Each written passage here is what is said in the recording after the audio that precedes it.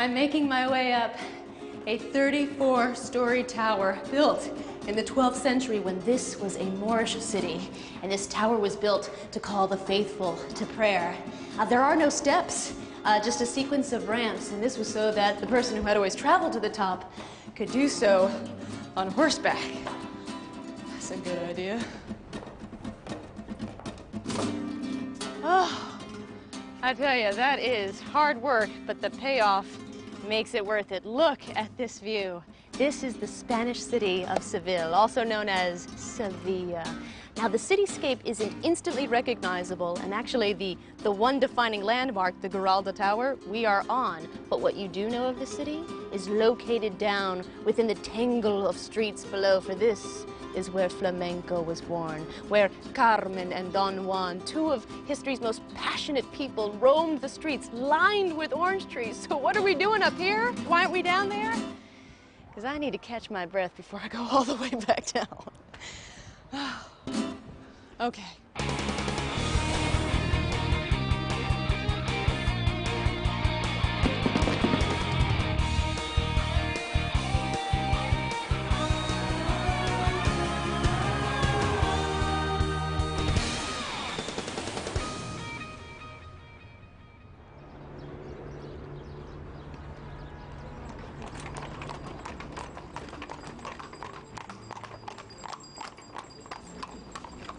I'm in the south of Spain, in a region known as Andalusia, in its most celebrated city, Seville. Our most romantic notions of Spain come from this particular city, and there is no place more romantic in Seville than its oldest neighborhood, the Barrio Santa Cruz. Here you will actually walk down streets and pathways lined with orange trees.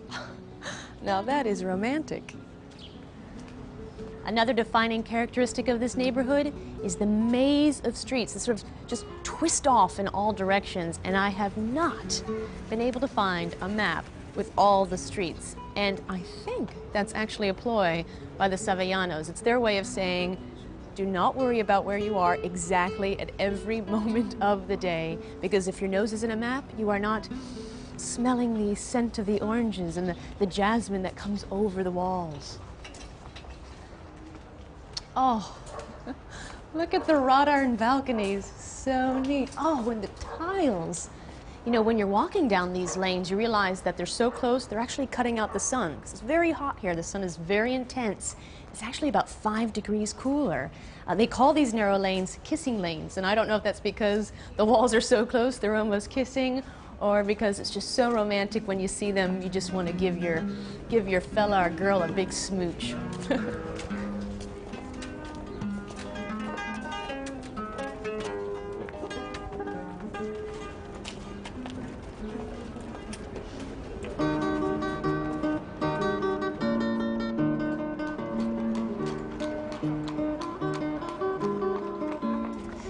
Most people begin their tour of Seville right here at the Cathedral. Now, this has always been considered the largest Gothic church in the world, but now it's simply considered the largest cathedral in the world. Based on cubic measurements, it's now ahead of St. Peter's in Rome. But more so than this just being an incredible piece of architecture, I think it shows true insight into the mindset of the people of Seville, the Sevillanos, because, you know, if you look around, you'll see that the architecture here is just very laid back, it's unpretentious, you know, low profile, and then wham! They just build like one of the biggest things in the world. Now that's passion.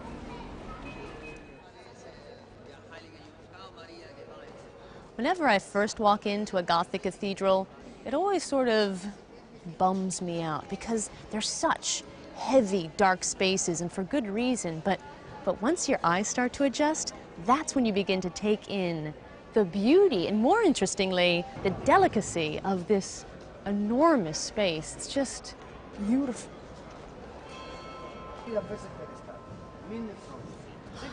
You are looking at a monument to and tomb of one of the most important navigators of all time. He's being held up by 4 men representing the kingdoms of Spain, and I'll give you a hint. One of his ships was named the Pinta. That's right, inside that tomb lie some of the remains of Christopher Columbus. they think.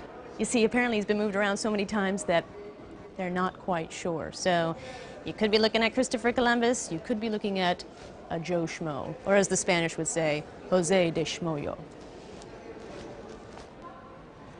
The Gothic Retablo. This is an altarpiece made up of 45 hand-carved individual scenes depicting the life and times of Jesus Christ. What's interesting is that you usually see these, very now familiar scenes portrayed in paintings. But here, the figurines are so real, it's like you're watching a live passion play, and I especially love the Last Supper.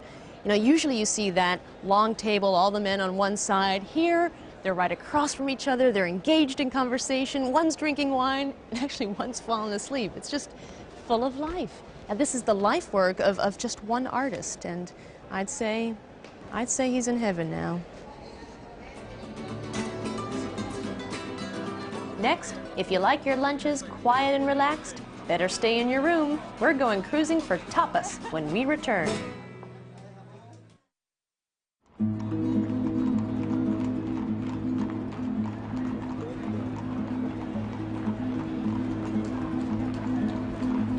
So for lunch, I thought we would try tapas. And tapas are those small dishes, little appetizers that you share with everyone.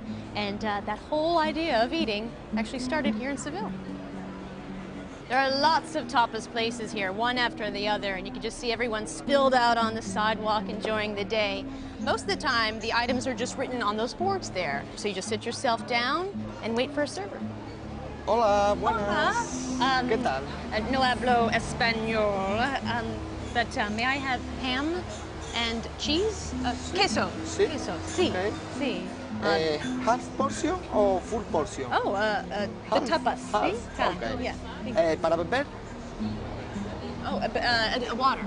Agua. Agua. Agua. Water. Sí. Okay. Gracias. Gracias. It's funny. Sometimes I don't know what they're saying. Like he just said la la la la la la. I was like, oh, he wants to know if I want to drink. It's like a waiter saying, and what would you like to drink? So sometimes it's just the inflection that helps you out because it's international. Another thing I've realized, because learning language, of course, it's very difficult. Just knowing a few words and having a lot of, just being polite, it goes a long way. Oh, hello. Thank you. Gracias. Nada. Beautiful. Wonderful. So this is it. This is my ham and cheese, or jamón and queso.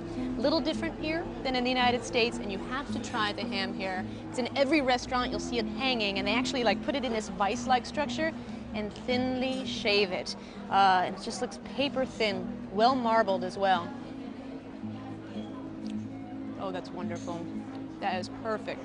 Now the idea here is that you don't stay at one place, you actually sort of tapas hop. Go from one place to the other, trying one fabulous dish after another. So once I finish this plate of ham and cheese, we'll move on. The first place I was at was touristy. Now I wanted to go where it looked like locals only.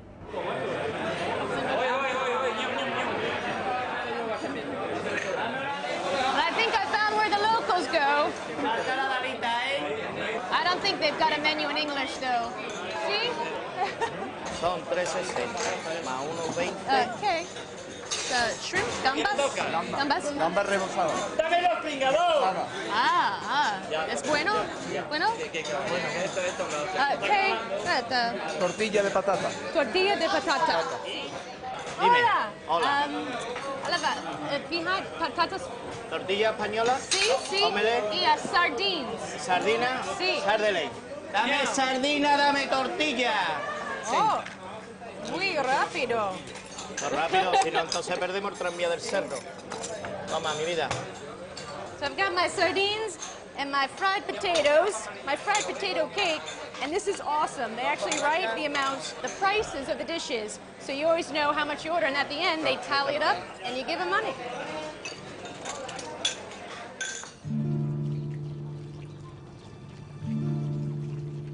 Directly across the plaza from the cathedral is a 14th century palace built in a Moorish style for a Christian king, Peter I. The current royal family stays here when they're in Seville, making this the oldest royal palace still in use in Europe. It's called the Alcazar, and Jose Manuel Bellido is giving me a tour. Oh my goodness. You see, now we are in the throne room. Here was sitting the king, but here inside we can recognize different styles altogether.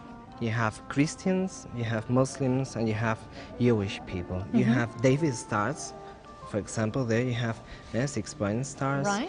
And then you have the Arabic inscriptions from right to the left. Also you have castles and lions. Everywhere you look, you have those elements. And this was built by someone who was Christian. Yeah. But he incorporated everything from other religions. Yeah, because Peter I was very tolerant. So, in a sense, everyone can exist together. Yeah. Wow, what a concept. Oh, neat. Now, this is a very, very different room. Yeah, it's completely different because it was renovated and completely added everything, all the ceramic tiles. That's 16th century. This is 16th century, Yeah. and what we just came through was... From 14th century. 14th century. 200 years So after. 200 years later, it's like they discovered yellow and blue paint. Yeah. You know, what's so interesting about this palace is I feel that you've got a living history here, the Sevillanos. I mean, sure. right from your beginning, from Roman times, And to then Muslims. Muslim, then Christians, and it's still evolving today. Yes, So yeah, and you cannot understand Seville without the Alcazar. when Passport to Europe returns to Seville, we'll discover that sometimes a fan can cost more than an air conditioner. That's next.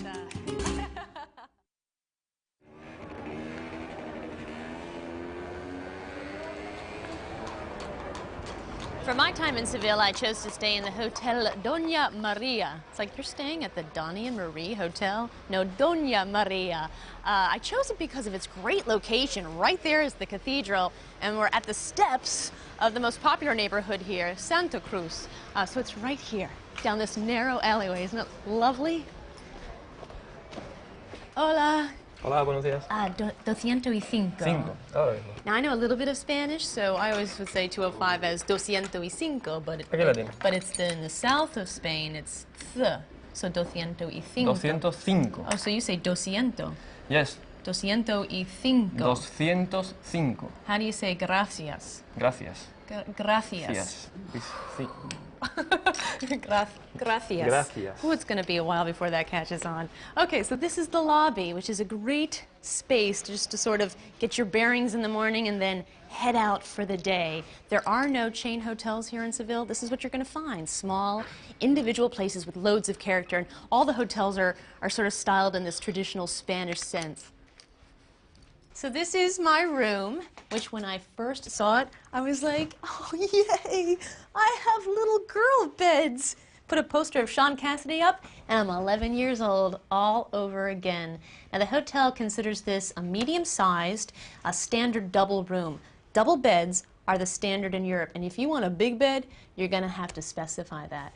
Also, a great point to bring up is that this hotel is considered a 4-star hotel. Now, the European star rating and the American star rating, completely different. We have higher expectations, so it's best not to, I don't know, sort of choose your hotel based on the European star rating system alone. But I really like my room a lot. It has a lot of character, nice size to it. The bathroom is actually quite large as well, and it has wireless access throughout the entire hotel, actually. Unfortunately, there's only one outlet in this entire room, so I have to unplug my TV to charge my computer. But you know, going with the flow when you travel is what it's all about. Oh, this hotel also has one incredible feature that I will not divulge yet. It makes it different than any other hotel in Seville. First, we have to go shopping because we do have a time constraint, so.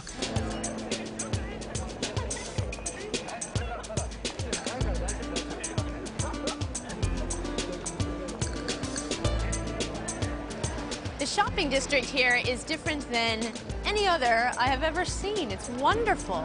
There are no cars allowed, no international brands. Well, okay, maybe a few. But what you'll find here are small individual shops with wonderful things that you've never seen before, like a fan shop. These are gorgeous. Have you ever seen anything like this? Remember those fans you used to make, like in 2nd grade, where you just fold up the paper and then fan yourself? These are a little nicer. Should we go in? Hola. Hola, hello. ¿Cómo está? Bien, ¿y tú?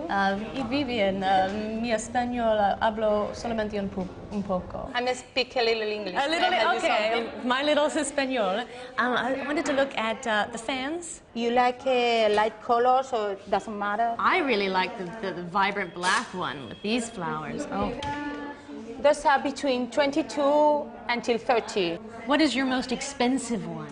Oh. Did you see that? She's like, oh, she said expensive. You have ebony, you have mother of pearl, ivory, bone. And how much are those? This is 750 euro. So it can get pretty expensive. Yeah. So I want to stick to the 30 euro ones, Okay. definitely. But now you have to show me how to do that little flick thing because you did it with a flick. Oh, see, she knows what Always she's down. doing. Always down. Yeah. So kind of like a flick of the. Oh, Oh, but I had the wrong side. a little bit practice and A it's little okay. bit practice. Yeah.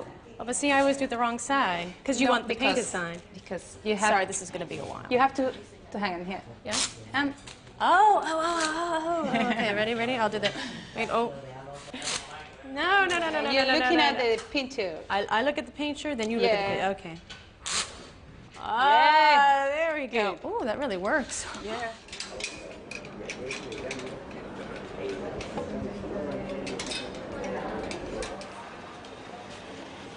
One thing about Seville is that they honor the siesta by 2 p.m. Look, all the shops are closed, businesses empty out, kids are done with school, and they all make their way home to have a wonderful and long lunch and possibly a nap.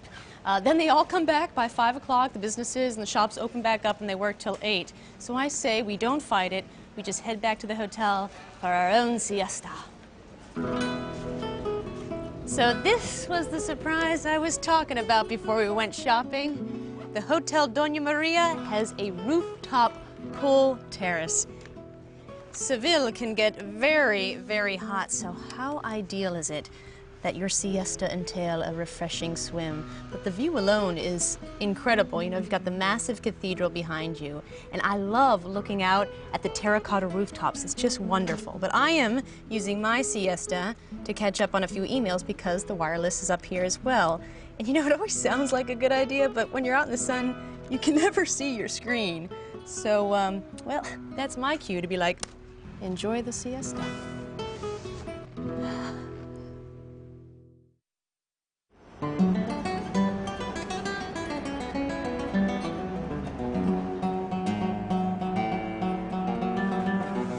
I'm in Seville, Spain. Nighttime is upon us and things are just getting started. They don't eat dinner here till like 10 o'clock and then they go out drinking and dancing until the wee hours of the morning, and you think, where do they get the energy? Oh, I know. It's that 3-hour siesta they have every day. So it's really important that you actually follow their schedule or you're just gonna peter out by 9 o'clock. I thought we would start the night with some flamenco.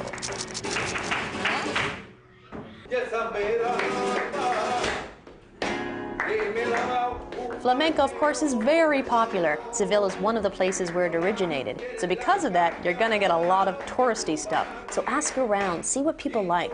I was told that Los Gallos was an excellent place to see flamenco.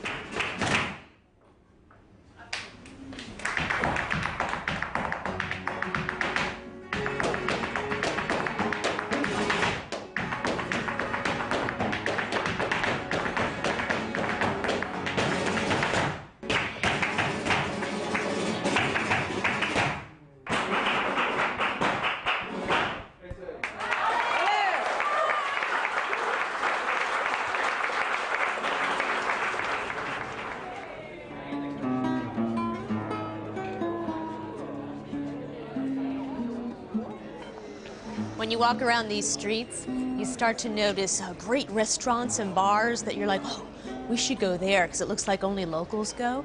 And I found this place. Here it is, right here. Yes. Oh, this is fabulous. It's just unlike anything you have ever seen in your life. So I thought just one more drink and then we'll head home.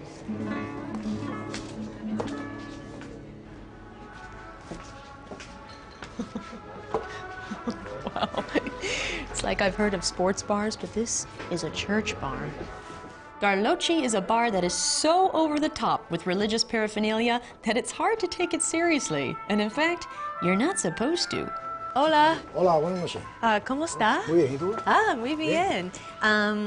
Yo quiero, I want la especial de la casa. Sangre de Cristo. Sangre de Cristo. Sí, sangre de Cristo. Blood of Christ? Sí. Oh. Well, all right. Well, obviously that would be the drink here, I guess. Oh, gracias. Ah.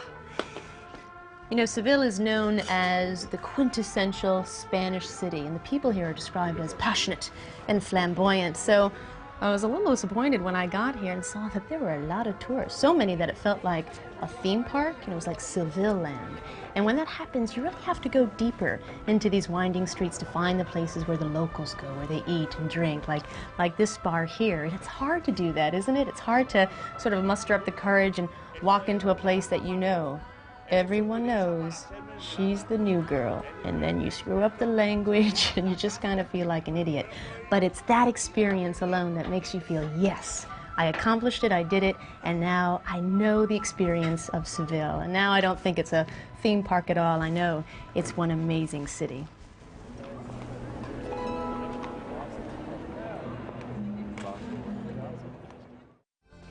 If you want to learn more about what I did in Europe, talk about the show, or check out my photos and journal, log on to Travel Channel at discovery.com. See you there.